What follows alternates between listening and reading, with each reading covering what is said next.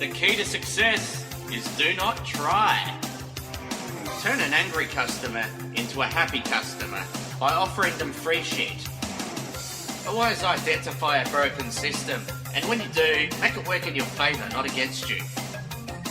Motivate your employees by doing office calisthenics. Always surround yourself with people that are well off financially.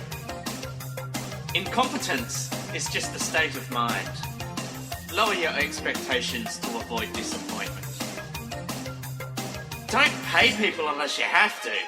I mean, you're always going to get volunteers that'll do that shit for free. Drop as many names as often as you can.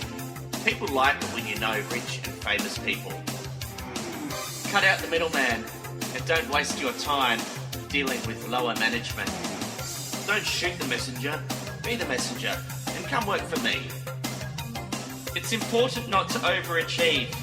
Always do the bare minimum, and that avoids headbutt conversations later or the risk of having more work dumped upon you. Never air your grievances in real life. Post a bad review on Facebook instead. People are more likely to take notice of a 1-star review. No one creates ideas as such. People buy them. Run away from your problems. Remember, you can always come back later if you have to.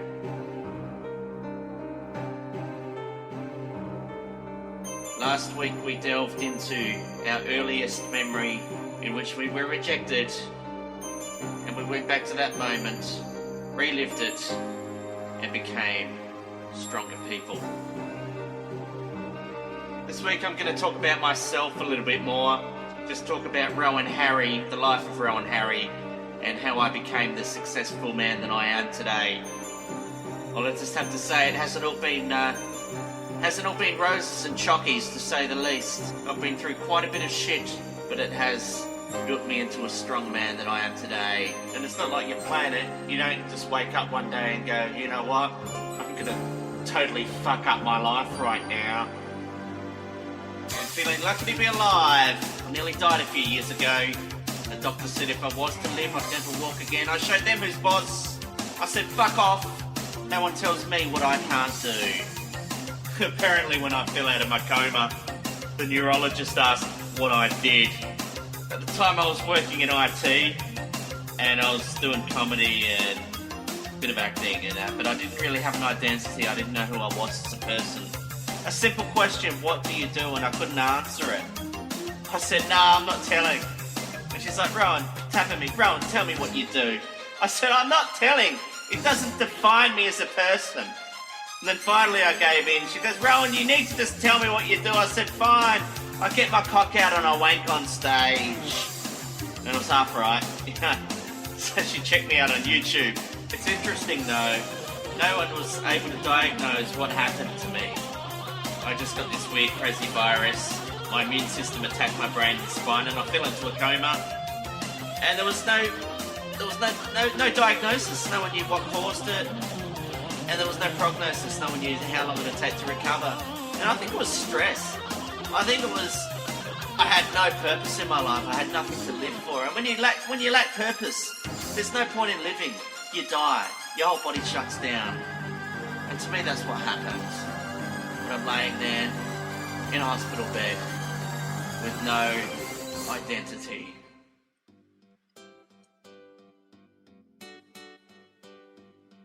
Frustrating thing, waking up in a hospital bed and not being able to communicate. It's interesting how much we understand, how much we take things for granted after they're taken away from us. Like breathing, for example. So I woke up in a hospital bed after being in a coma and I was paralysed from the waist down. I thought this might be just temporary. Well, it wasn't temporary. Because 3 days later I still couldn't feel anything from the waist down. And then I kept thinking, well, maybe it's a dream. But it wasn't a dream. It's like those really bad dreams where you're aware that it's a bad dream and you're like, oh, that's bad. I'm going to wake up now. And then you open your eyes and you're back into bed. Well, it was like that. But I'd open my eyes and I was still paralysed from the waist down. And I was getting confused and I didn't know what was real and what wasn't. Well, anyway, I figured after 3 days that wasn't coming back and it was serious. And it was real. And I thought, fuck. What a nightmare. Yeah, I was just laying there like a spud thinking, how shit is my life right now? But I don't have to go to work tomorrow, which is pretty good. I can just lie here. Work kept ringing me up. They're like, hey Rohan, when you coming in? I'm like, I don't know, mate. At the moment, I'm wearing a nappy. And I'm pretty sure you have a strict uniform policy. Be careful what you wish for, is all I'm saying. I'm not saying I asked for that at all, but I did want a break, and sometimes answers come in strange ways.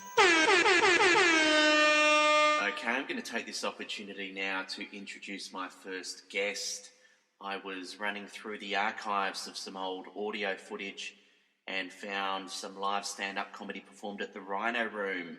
And this is Wayne Gravel, so please enjoy.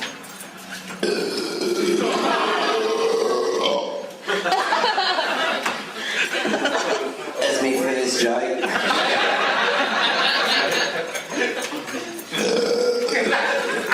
That's my second joke. That's the first.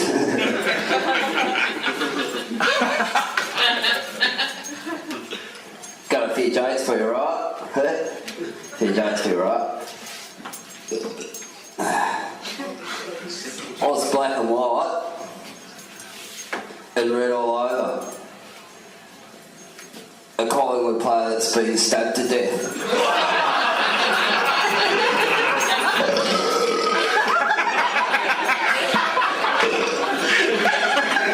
Go to power.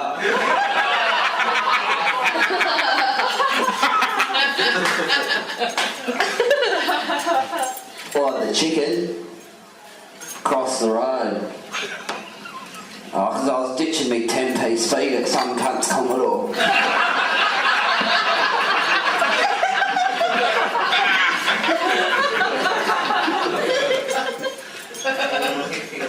What's fucked up about having to give the kids a bath? You gotta move all the fucking hydro setups.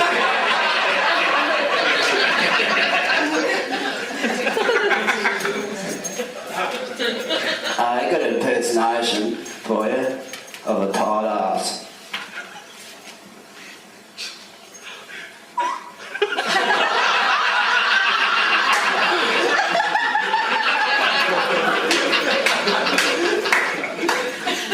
Fucking tight ass.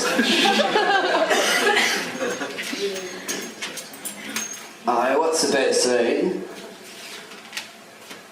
about doing a prostitute doggy style? You get the rest of the bucket bomb on her back.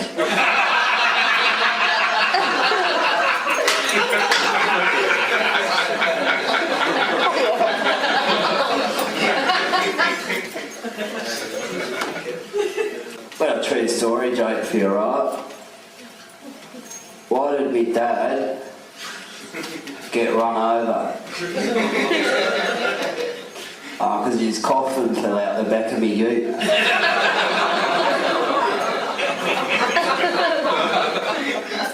Fucking semis.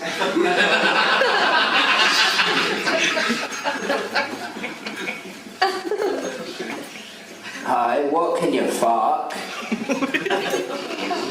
that's dead?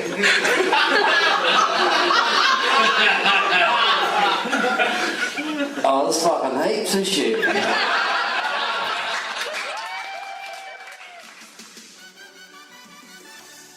That was the comedy stylings of Wayne Gravel. You can catch Wayne Gravel performing the Adelaide shows of Bogan Bingo, which can be booked at boganbingo.com. Pretty self-explanatory. It is bingo with a Bogan theme. I've been Rohan Harry. This is Volume 2, Attitude Consultant. And thanks once again to the Auscast network for distributing. If you have enjoyed it, please subscribe.